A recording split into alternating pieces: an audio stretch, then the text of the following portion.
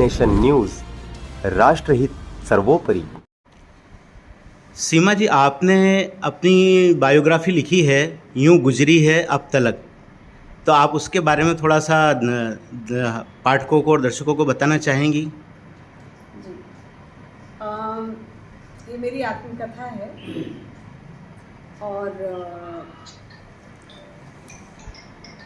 मैंने ये आत्मकथा इसलिए लिखी है कि जीवन जब संघर्षों से भरा होता है और आपकी फैमिली भी हमारी पूरी फैमिली ने कला की सेवा की है, माता पिता हम लोगों ने सबने पूरे परिवार में।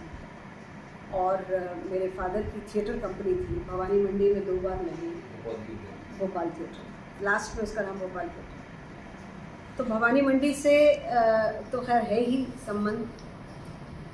कैसे डाइंग आर्ट जो है ख़त्म होता है एक तरह का, और वो संघर्ष, उन लोगों के संघर्ष, हमारे परिवार के संघर्ष, उनको लोगों तक आना बहुत ज़रूरी है कि संघर्ष में भी आप कहीं किसी तरह का समझौता नहीं करते। जो जल्दबाजी का पैसा कमाना, जल्दबाजी का नाम कमाना, ये हम लोगों ने कोई ये रास्ता कभी नहीं चुना। इसीलिए बहुत टाइम लगा, चाहे वो अनु भाई हो, चाहे पुरी साहब हो, वो भी मेरी परिवार हैं, क्योंकि चाहे रंजीत भाई हो, चाहे मैं हूँ, चाहे निखिल, समय लगा लेकिन हम पहुँच गए। तो मैं ये चाहती थी कि ये किताब उन संघर्षों को दिखाए कि लोगों को एक प्रेरणा बने कि संघर्ष से हमको टूटना नहीं है। संघर्ष के बाद हर डार्क नाइट के बाद एक सुबह आती है, तो ऐसा ना हो कि हम ये सोच लें कि बस अब तो ये रात है, ख़त्म। अब रात कभी ख़त्म नहीं हुई, हर रात की सुबह होती है। इसलिए ये किताब लिखने का मैंने निर्णय। इसको लिखे आपको कितना समय हो गया, इसको पब्लिश हुए? 1 साल हुआ है अभी। इसका आपको क्या रिस्पांस मिला? वो तो इनसे पूछिए, रिस्पांस तो बहुत ही ज़्यादा अच्छा मिला है। तो अभी ये बुक कहाँ उपलब्ध है? ये फ्लिपकार्ट पे है, अमेज़ॉन पे है, राजकमल प्रकाशन के वेबसाइट पे है। मैं कुछ कहना चाहूँगा। सीमा जी की किताब है यूं गुजरी है अब तलक, मैंने इसको पूरी पढ़ी है और मैं सोचता हूँ कि मैंने कितनी आत्मकथाएं पढ़ी है। महात्मा गांधी की आत्मकथा को अपन छोड़ दें तो बाकी ये बिल्कुल ईमानदारी से लिखी हुई आत्मकथा है। इन्होंने कोई भी चीज़ छुपाई नहीं है, उनको कुछ भी बनावटी नहीं है, 100% खरा लिखा हुआ है।